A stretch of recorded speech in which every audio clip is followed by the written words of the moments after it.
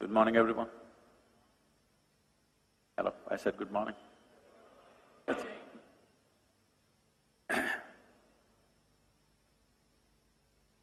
the moment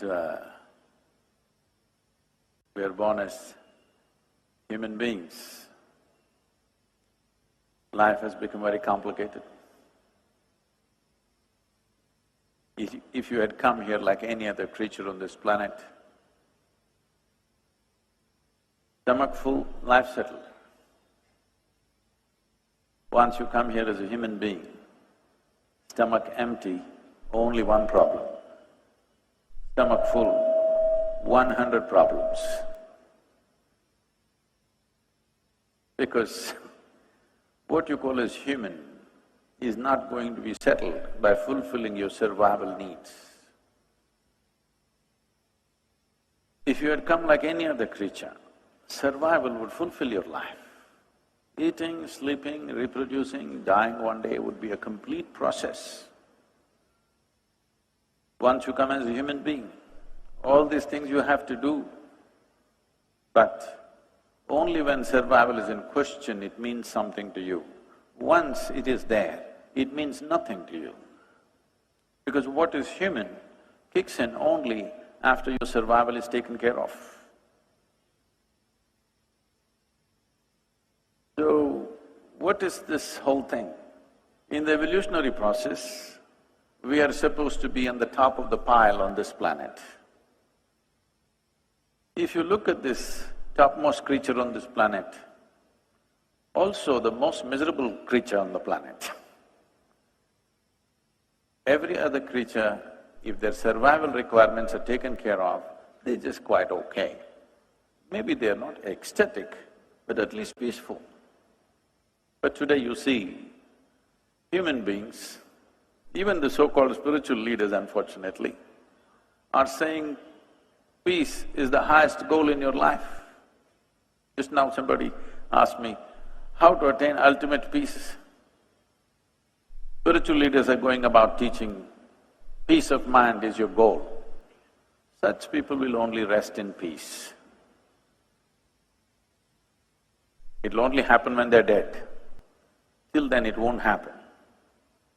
Peace is not an ultimate goal of your life. If you want to enjoy your lunch today, you must at least be peaceful, isn't it? Hello? Are we in talking terms? Are we in talking terms or is there a problem?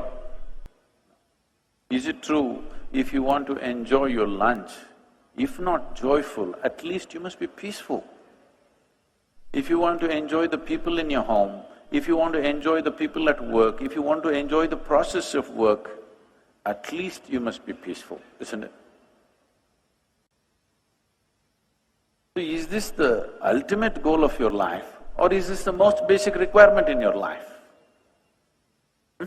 It is the most basic requirement.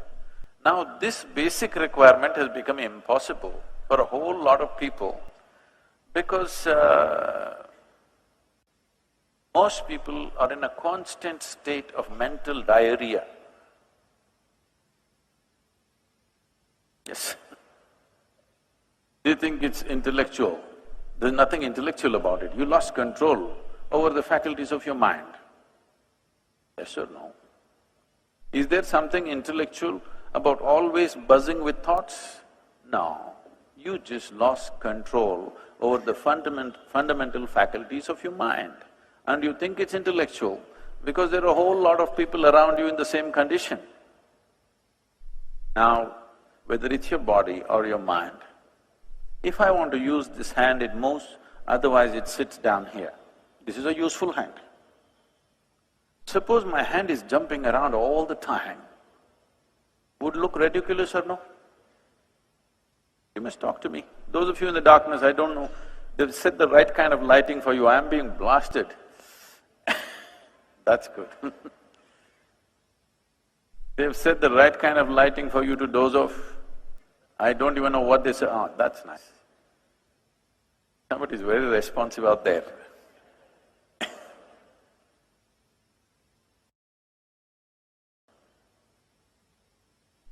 Now, would this not be ridiculous if your body started doing its own things without your permission? Yes. Is it not equally ridiculous that your mind is doing things without your permission? Your only comfort is others cannot see you, but now you're lit up.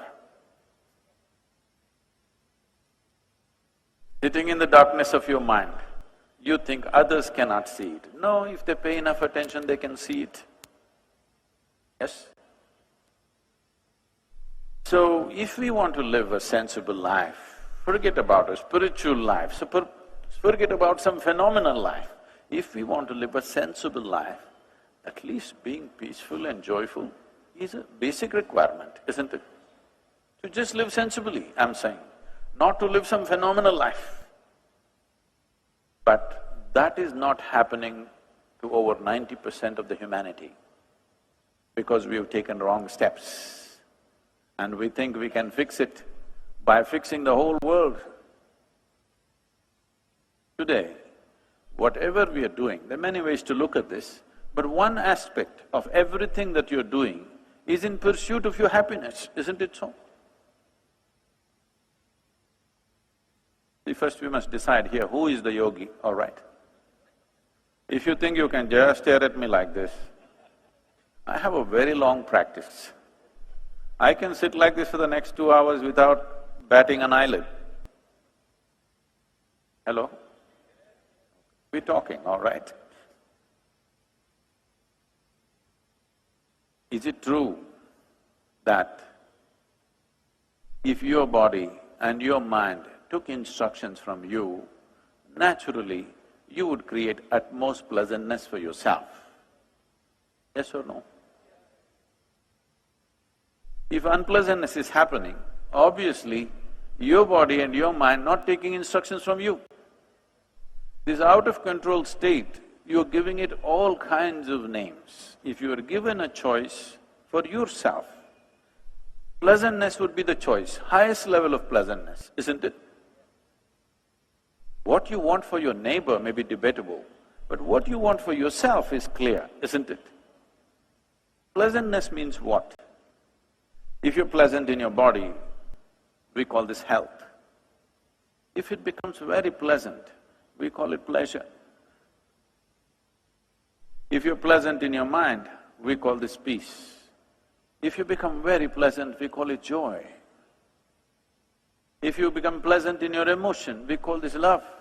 If you become very pleasant, we call it compassion. If you become pleasant in your very life energies, we call this blissfulness. If you become very pleasant, we call it ecstasy. If your surroundings become pleasant, we call this success. This is all you're looking for in your life, isn't it so? You want your insides pleasant, you want your outsides pleasant. Organizing outside pleasantness needs a certain amount of skill, certain amount of cooperation from many people around you. There are many forces in the outside situation. You must have the skill to get the cooperation of… If you can keep the cameras down, please, those of you who are on… You want to look at me through your third eye, you can do it, but not an apple eye, okay?